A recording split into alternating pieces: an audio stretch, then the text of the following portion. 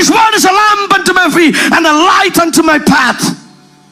கர்த்தருடைய வார்த்தை உங்க குடும்பத்தில் இருக்கும்னா அவருடைய வெளிச்சம் உங்கள் குடும்பத்தில் இருக்கும். கர்த்தருடைய வார்த்தை உங்களுக்குள்ள இருக்கும் என்று சொன்னால் உங்களுடைய இருதயத்துக்குள்ள கர்த்தருடைய வெளிச்சம் இருக்கும். கர்த்தருடைய வார்த்தை உங்க வாழ்க்கையில் இருக்குன்னு சொன்னா உங்க எதிர்காலம் இருண்ட மாதிரி இருக்காது.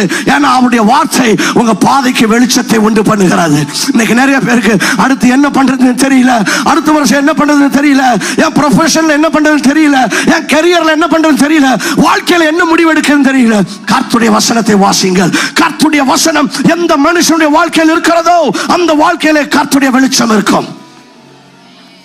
ஆமென். அன்னைக்கு நிறைய பேருக்கு குழப்பம், கன்ஃபியூஷன், என்ன பண்றது தெரியல, அப்படியே இருளா இருக்குது, மந்தமா இருக்குது, மாயமா இருக்குது, என்ன பண்றதுன்னு தெரியல. என்ன பண்றதுன்னு தெரியலனா எதுவும் பண்ணாதீங்க. பக்கத்துல பார்த்தவங்க என்ன பண்றதுன்னு தெரியலனா தயவு செஞ்சு எதுவும் பண்ணாதீங்க. ஏன்னா நீங்க என்ன பண்றதுன்னு தெரிஞ்சு பண்றதே எவ்வளவோ பிரச்சனை உண்டு பண்ணுது. இது என்ன பண்றதுன்னு தெரியலங்க போது நீங்க ஏதாவது பண்றீங்கன்னா எதையாவது பண்ணிருவீங்க. அந்த ஏதாவது தான் பலருடைய வாழ்க்கையில பிரச்சனையை உண்டு பண்ணுது.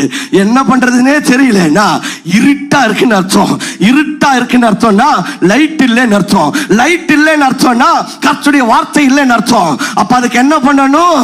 கர்த்தருடைய வார்த்தையை திரும்ப நம்முடைய வாழ்க்கையில கொண்டு வரணும். சரி, இப்ப இந்த பரிசுத்த ஸ்தலத்துக்குள்ள போன பொழுது அங்க என்ன இருந்துச்சு?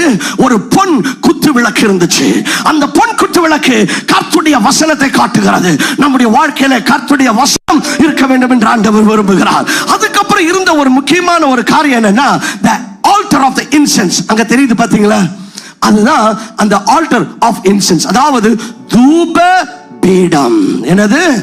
தூப பீடம். இந்த தூப பீடத்துல தூபம் 24 மணி நேரமும் எழும்பிக் கொண்டே இருக்கணும்னு ஆண்டவர் சொல்றார். கொஞ்சம் கூட கேப் இருக்க கூடாது. என்ன இருக்க கூடாது?